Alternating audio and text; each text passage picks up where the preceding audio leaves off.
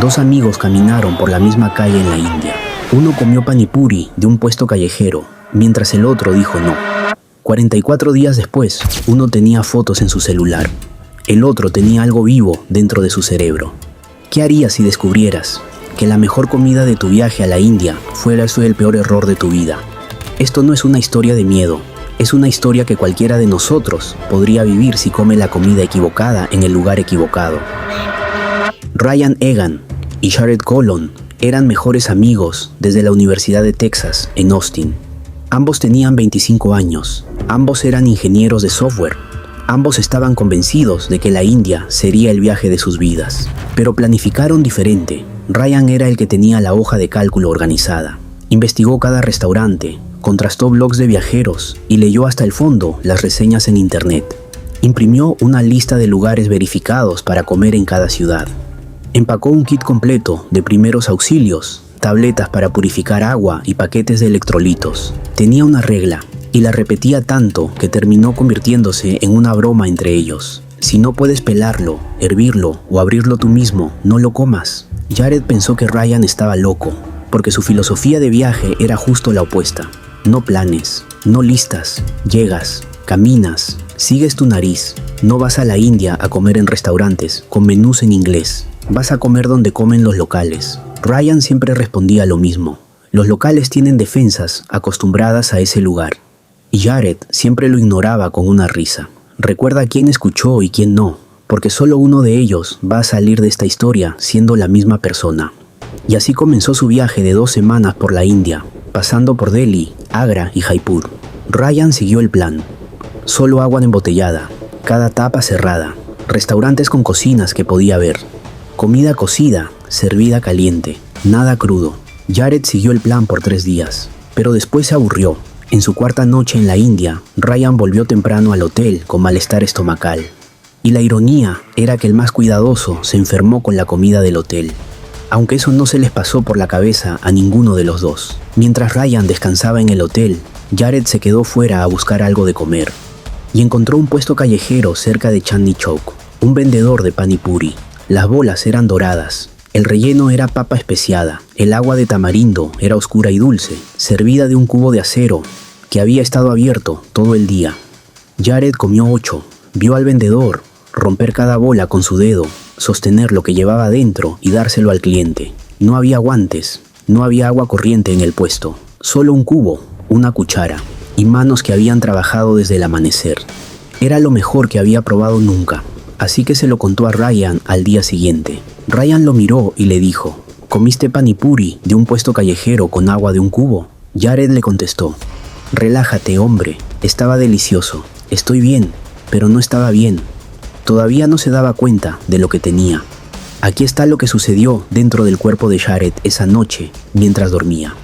El agua de tamarindo fue hecha con agua de tubería. La tubería estaba conectada a una línea de suministro que corría junto a un drenaje abierto. Y en esa agua había huevos, microscópicos, invisibles, expulsados por una persona con un gusano adulto de cerdo en sus intestinos. Jared no los probó, no los sintió. Se disolvieron en su ácido estomacal.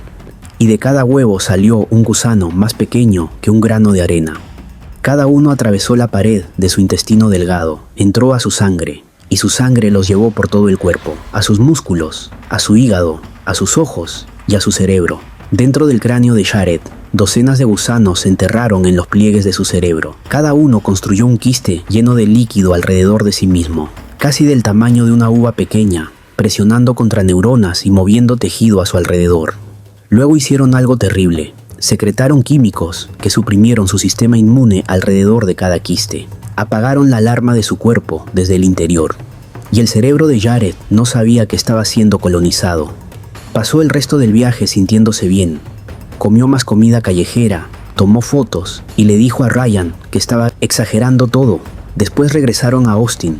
Jared mostró sus fotos a sus compañeros de trabajo y contó la historia del panipuri como si fuera una medalla de honor. ¿Ves?, le dijo a Ryan. No pasó nada. 3 semanas después de llegar, Jared no encontraba su billetera. No era el olvido normal.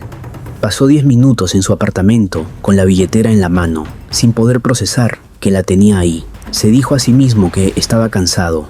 El cambio de horario Quizás, aunque el vuelo había sido 3 semanas antes, fue recién en la 4ª semana cuando empezaron los dolores de cabeza. Un dolor muy fuerte detrás de su ojo derecho, como si algo le presionara desde dentro del cráneo. Era una presión constante que no cedía con nada.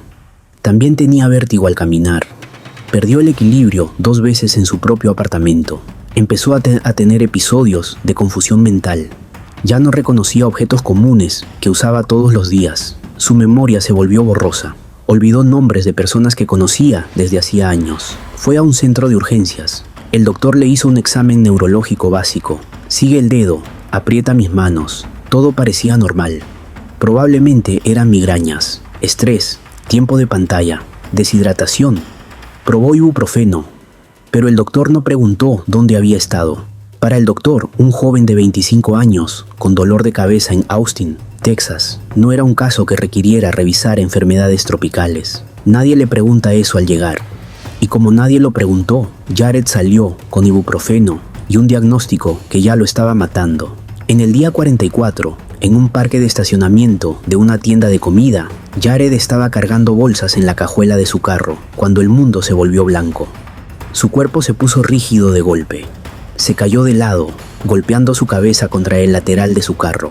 Su mandíbula se cerró, su lengua se cortó. Una mujer que estaba cerca gritó y llamó al 911. Los paramédicos lo encontraron en el suelo, sangrando por la boca, temblando, con las llaves todavía en la mano. Su primera convulsión, no la última. El escáner del hospital mostró algo que nadie esperaba. Varias lesiones con forma de anillo aparecieron repartidas en ambos lados de su cerebro. El radiólogo contó más de 30. La lectura inicial fue cáncer metastásico de cerebro, etapa 4, de origen desconocido. El doctor de emergencia le dio la noticia a Jared y a su madre. Ella había viajado 4 horas desde Houston. Lo que estamos viendo aquí parece cáncer que se ha extendido al cerebro. Quiero que estés preparado. Su madre se tapó la boca. Jared miró el techo. Se decía a sí mismo que tenía solo 25 años. Ryan estaba en la sala de espera cuando la palabra cáncer pasó por la puerta. Pasó 1 hora sentado sin moverse, pero el oncólogo que vio la resonancia magnética al día siguiente se quedó mirando la pantalla en silencio. Algo no encajaba con el diagnóstico de cáncer. Las lesiones eran muy uniformes, muy redondas, muy bien distribuidas. El cáncer es desordenado y caótico. Estas lesiones parecían puestas a propósito, como si alguien las hubiera dejado ahí. Ordenó análisis de sangre y preguntó algo que ningún otro doctor de la cadena había preguntado. ¿Viajaste internacionalmente en el último año? Ryan respondió, antes de que la madre de Jared pudiera hablar. India, 2 meses antes. La cara del oncólogo cambió. Eso fue lo que sospechó. Y aquí está por qué importa. Hay un parásito que ha viajado junto con la humanidad por miles de años. El gusano de cerdo, Taenia solium. La Organización Mundial de la Salud estima que 50 millones de personas lo llevan ahora. Es una de las mayores causas de epilepsia prevenible del planeta, y casi nadie en el mundo occidental ha escuchado hablar de él. Así es como funciona. Alguien infectado con un gusano adulto de cerdo expulsa huevos microscópicos en sus heces. Si la limpieza es mala, si un trabajador de comida no se lava las manos, si el agua pasa por tuberías contaminadas, esos huevos terminan en comida y agua. Tú los ingieres, ahí eclosionan. Los gusanos pasan por tu sangre. Cuando llegan a tu cerebro, se llama neurocisticercosis. Ahora está la parte que necesitas recordar. Los gusanos pueden estar en tu cerebro por meses o años sin hacer nada. Vas a trabajar, cenas, te duermes. No tienes idea de que hay gusanos clavados en el órgano que te hace ser tú. Entonces comienzan a morir. Cuando un quiste se degenera, pierde su capacidad para suprimir el sistema inmune. Tu cuerpo lo detecta y responde con una inflamación masiva. El tejido se inflama, la presión aumenta, las neuronas comienzan a fallar. Esa es la convulsión.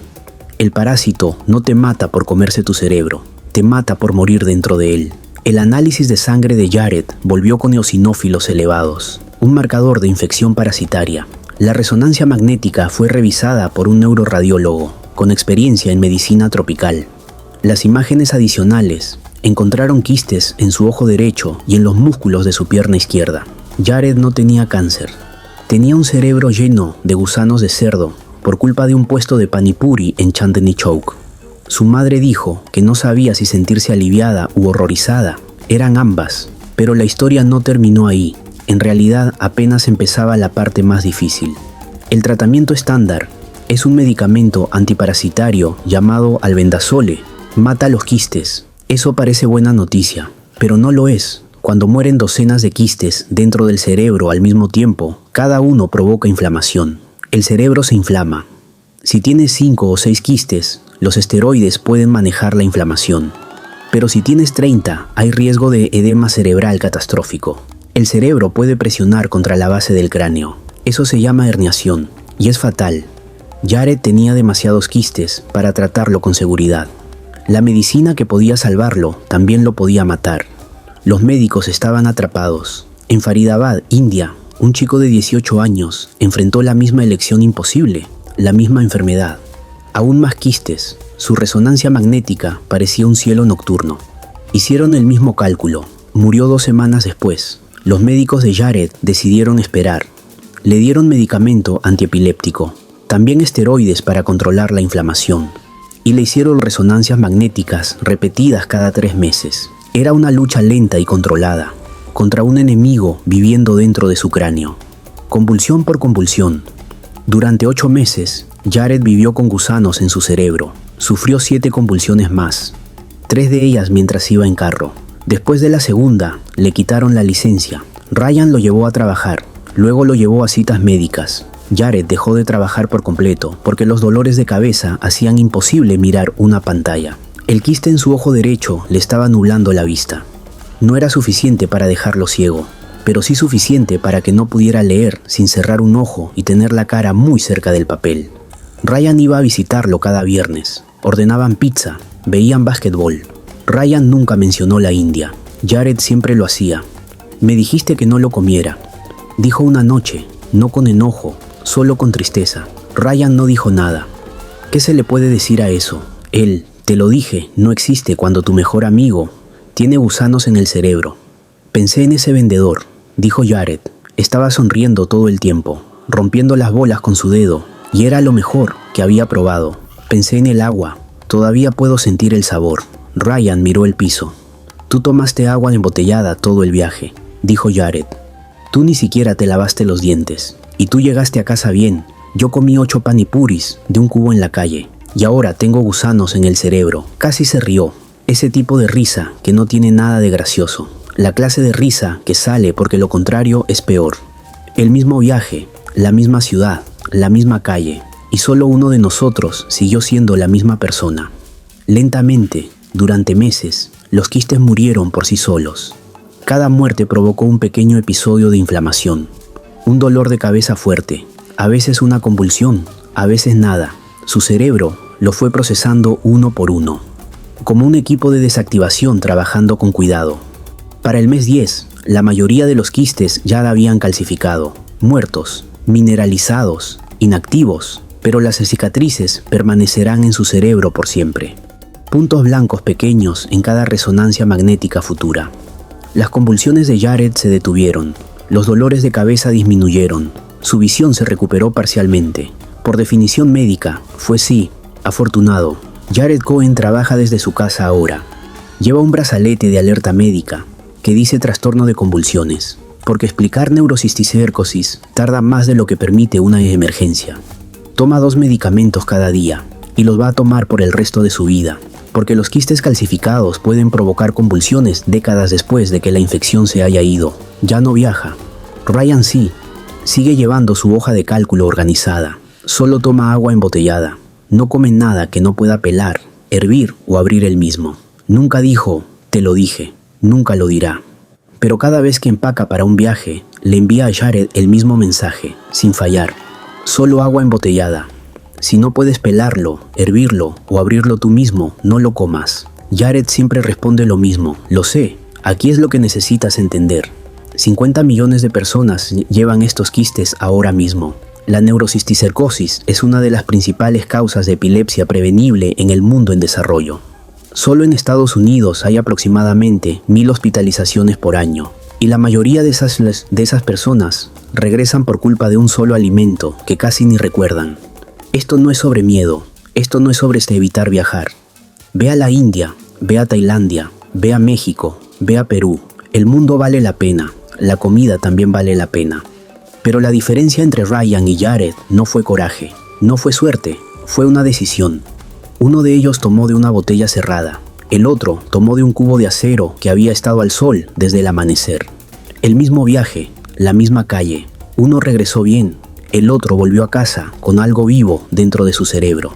Si vas a viajar pronto, o acabas de regresar, o estás planeando uno ahora, aquí es lo que los médicos no te dirán. Porque la mayoría de médicos occidentales ni siquiera sabe que estas enfermedades existen. Usa solo agua embotellada, siempre con la tapa cerrada.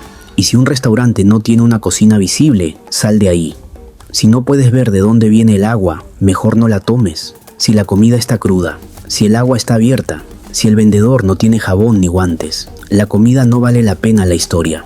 Y si llegas a casa y semanas después algo se siente mal, un dolor de cabeza que no se quita, una convulsión que aparece de la nada, un mareo que no tenías antes, dile a tu doctor dónde fuiste, dile qué comiste, di esas palabras. Necesito descartar neurocisticercosis. No van a pensar en ello. Tú tienes que hacerlo. La cosa más aterradora de esta enfermedad no son los gusanos. Es la demora. Comes, te ríes, vuelas a casa.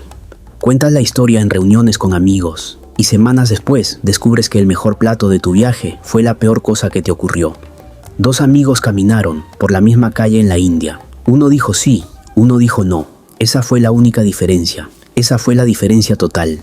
Ahora te pregunto yo, si hubieras estado en ese puesto callejero en la India, ¿comerías como Jared o seguirías la regla de Ryan? Piénsalo bien, porque la próxima vez que viajes, podría ser tu decisión la que te salve la vida. Suscríbete si quieres más historias reales de medicina extraña, diagnósticos incorrectos y casos que te harán pensar antes de tu próximo viaje. Esto fue Inusual. Gracias por ver.